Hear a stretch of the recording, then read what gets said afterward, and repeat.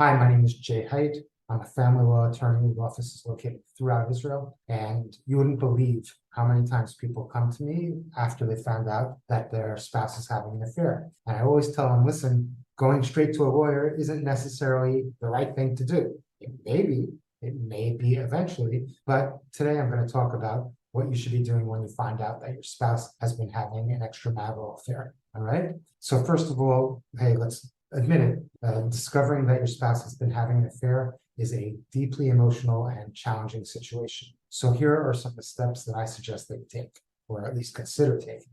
First of all, allow yourself to feel. It's normal to experience an incredibly wide range of emotions: shock, anger, sadness, betrayal, confusion. Give yourself permission to feel these emotions and acknowledge them. Take time. Take some time to process your feelings before you make any major decisions. While it's natural to want immediate answers, rushing into decisions in the middle of an intense emotional outburst might not lead to the best outcome. Seek support. Reach out to a small number of very close family member or friend, or better yet, a therapist, to talk about your feelings. Having a support system can provide you with the emotional comfort and perspective during the difficult time that you're going to go through. But remember, the more people you talk to, the more chances that it's going to get out. And if you ultimately decide to reconcile, that may become a hindrance because everybody knows. Communication.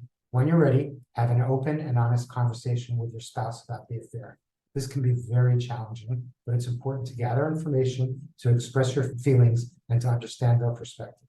Also, consider professional help. Individual therapy or counseling can help you to navigate your emotions and decisions. Couples therapy can also be beneficial if both of you are willing to work on your relationship, which brings me to assess the relationship. Take the time to reflect on the state of your relationship before the affair and whether you both want to work on fixing it. Consider the underlying issues that may have contributed to the affair.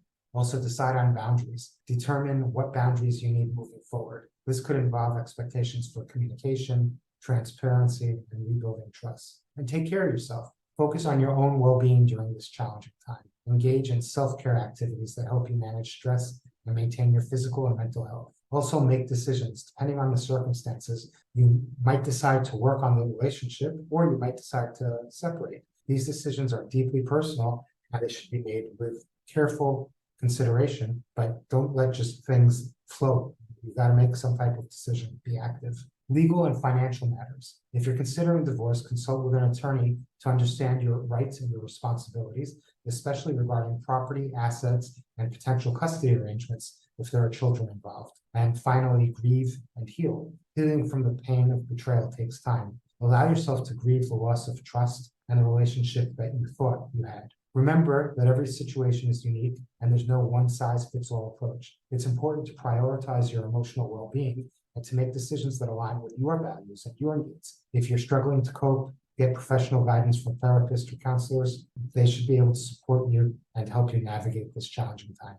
Again, my name is Jay.Hait. I'm a family law attorney here in Israel, and my phone number appears on the screen in front of you.